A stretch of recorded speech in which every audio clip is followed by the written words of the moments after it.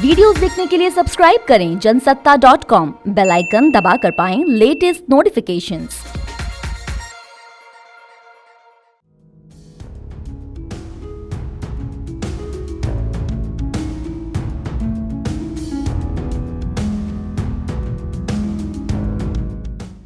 नमस्कार, जनसत्ता में आपका स्वागत है।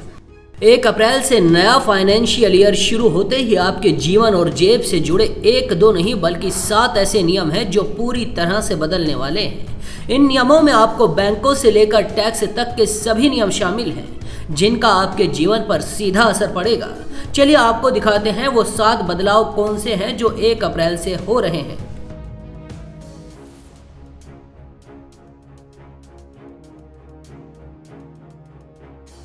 पैन कार्ड को आधार कार्ड के साथ लिंक कराने की 31 मार्च आखिरी तारीख है। अगर आपने 1 अप्रैल से पहले अपने पैन कार्ड को आधार कार्ड के साथ लिंक नहीं करवाया तो आपको परेशानी का सामना करना पड़ सकता है। चलिए आपको आधार से पैन कैसे लिंक कराना है वो दिखाते हैं।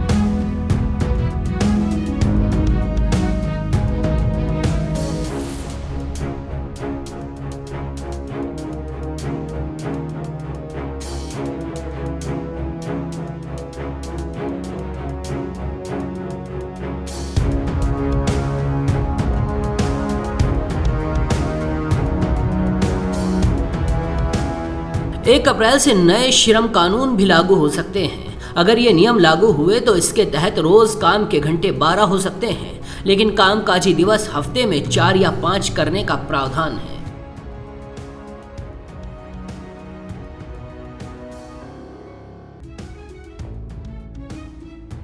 वित्त मंत्री निर्मला सीतारमण के ऐलान के मुताबिक एक वित्त वर्ष में अब तक 5 लाख रुपए तक निवेश करने पर इंटरेस्ट पर कोई टैक्स नहीं लगेगा। उससे ज्यादा निवेश किया तो एडिशनल अमाउंट के ब्याज से कमाई टैक्स के दायरे में आएगी। वर्तमान में पीएफ पर इंटरेस्ट रेट 8% है और इंटरेस्ट इनकम पूरी तरह टैक्स फ्री है। यह नियम 1 अप्रैल 2021 से लागू होगा।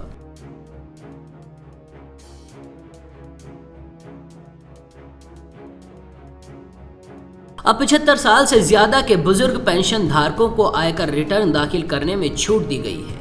यह सुविधा केवल उन्हें मिलेगी जिनकी आय का स्रोत पेंशन और उस पर मिलने वाला ब्याज है। छूट तब मिलेगी जब ब्याज आय उसी बैंक में आती हो जिसमें पेंशन खाता है।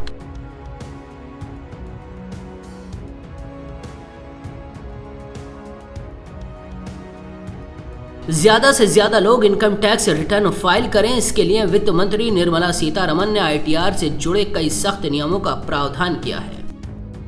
सरकार ने इस बार उन लोगों पर नकेल कसने की तैयारी की है जो टीडीएस बचाने के लिए आरटीआर फाइल नहीं करते। अगर आप भी ऐसा करते हैं तो संभल जाइए। टैक्स पेयर्स को टैक्स भरने के लिए प्रेरित करने के लिए इनकम टैक्स एक्ट 1961 में सेक्शन 206 AB जोड़ने का ऐलान किया गया है।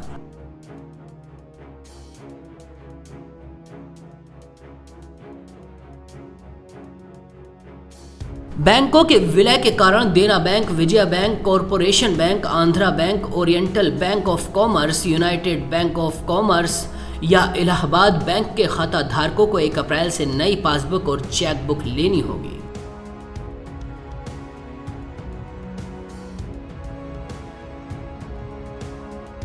सरकार ने 50 करोड़ रुपए से ज्यादा के कारोबार वाली कंपनियों के लिए 1 अप्रैल से कंपनियों के बीच लेन-देन को ई-इनवॉइस निकालना अनिवार्य कर दिया है। केंद्रीय अप्रत्यक्ष कर एवं सीमा शुल्क बोर्ड ने अधिसूचना में कहा था कि 50 करोड़ रुपए से ज्यादा के कारोबार वाली कंपनियों के लिए ई-इनवॉइस 1 अप्रैल से अनिवार्य होगा।